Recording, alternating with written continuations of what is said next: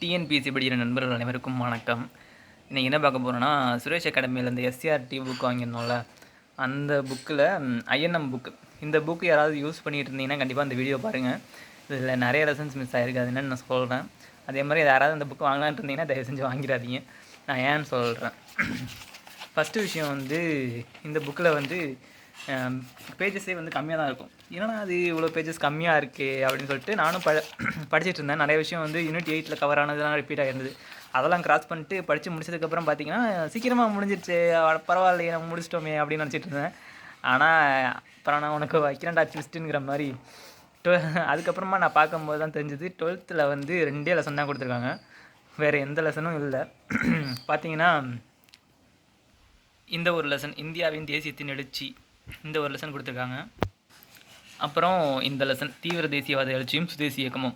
இதை தவிர இந்த 2 லெசன் தவிர 12th ஹிஸ்ட்ரி புக்லேருந்து அவங்க வேறு எந்த லெசனுமே எடுத்து வைக்கல. நானும் நல்லா தேடி பார்த்துட்டேன், வேறு எந்த லெசன்ஸுமே இல்லை. சொல்ல எதுக்கு இந்த மாதிரிலாம் புக்கு போடணும், ஏன் இந்த புக்கை ரிலீஸ் பண்ணணும், பேசாமல் ஏன் இந்த மாதிரிலாம் ஸ்டூடெண்ட்ஸ் லைஃப்பில் விளாட்றாங்கன்னே தெரிய மாட்டுது. யாராவது இது வேர் டு ஸ்டடி பார்க்காம படித்து இவ்வளோ தான் இருக்குதுன்னு தெரிஞ்சு இவ்வளோ தான் இருக்கும் அப்படின்னு நினச்சிட்டு படித்தாங்கன்னா என்ன பண்ணுறது? என்ன அப்படி பண்ணுறாங்களோ. சரி அதை விடுங்க. சரி அதை தான் விட்டுட்டேன். 10th தேசியம் காந்திய காலகட்டம்னு ஒரு லெசன் இருக்கும். அந்த லெசனை ஏன்ப்பா சேர்க்கலை? ஏன்டா 12th தான் விட்டீங்க, 10th உள்ள லெசனையுமாடா விடுவீங்க?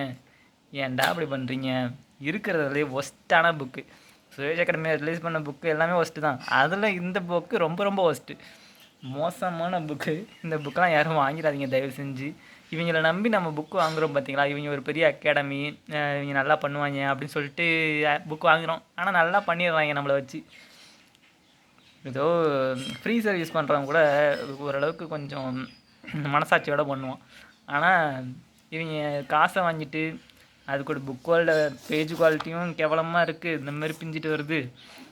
இவங்க கொடுக்குற சரி இது ஓகே, சரி விலை கம்மியாக கொடுக்குறப்பா சரி, ஆனால் லெசன்ஸை ஏன்டா மிஸ் பண்ணுறீங்க? ஏன்டா அப்படி பண்ணுறீங்க? அதுவும் குரூப் 4 டைமில் நம்ம இந்த டைமில் போய்ட்டு ப்ரிண்ட் அவுட் போட்டுக்கிட்டு அது எந்தெந்த லெசன் தேடி அதை பிடிஎஃப் எடுத்து அதை ப்ரிண்ட் அவுட் போட்டு ஏன் தான் அப்படி பண்ணுறாங்க தெரியல. இதே தெரியாதவங்களாக இருந்தால் என்ன பண்ணுவாங்கன்னு எனக்கும் தெரில.